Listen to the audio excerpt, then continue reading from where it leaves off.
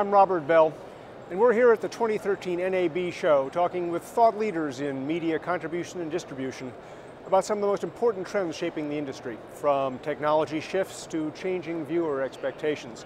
And here's what one of them had to say about the most important changes taking place today.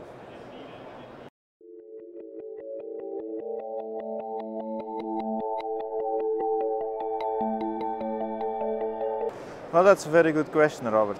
What it means, if I would have had that question 2 years ago, I would have said, it's probably a difficult one for the satellite industry. Because typically what you would see in multi-screen applications is that there's some need for interactivity. The user on the tablet interacts with the content, interacts with the content provider. Satellite as such is not by definition the good medium to do so. The good news is, though, that today we see some activity in the market where people try to combine DTH, direct-to-home content, with interactive capabilities. We see HbbTV, hybrid broadband systems coming up, and we also see operators thinking on combining DTH content with broadband connectivity, not only over terrestrial links, but also for rural areas over broadband links over satellite. So there we clearly see on the satellite opportunity for us a convergence of DTH systems together with broadband consumer systems.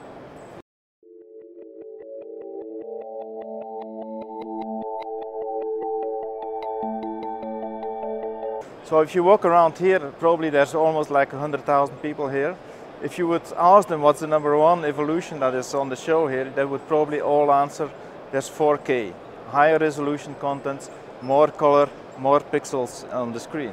And that of course is very good for satellite. The more content, the more satellite space usage, it's good for our industry. 4K deployments will happen mostly over satellite initially.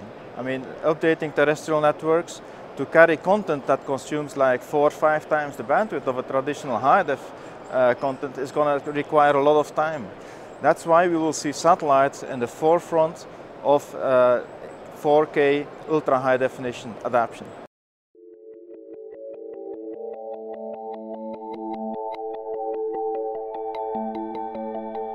So what I see today is they want to run efficient networks, using satellite capacity efficient, but also the ground equipment.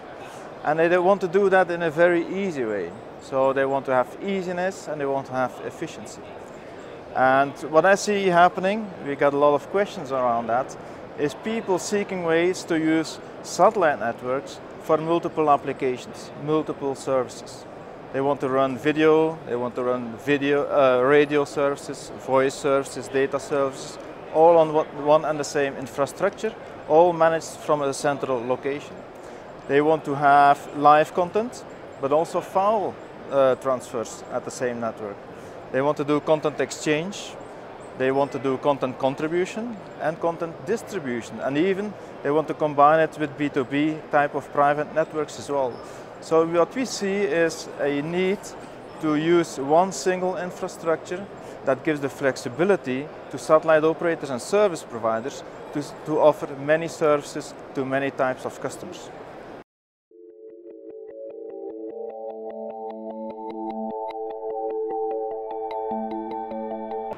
Absolutely. So what we see is, there's more content ever that's going to be distributed.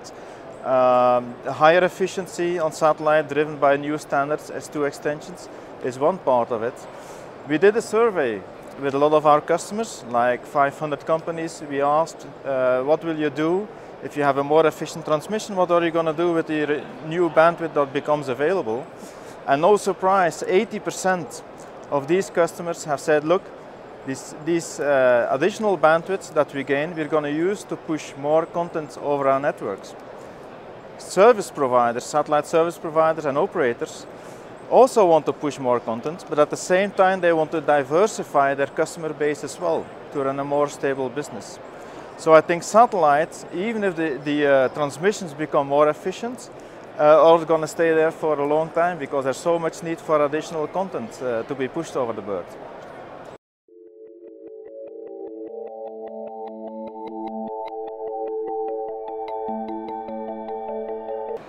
I think we're going to talk about what you just mentioned, Robert.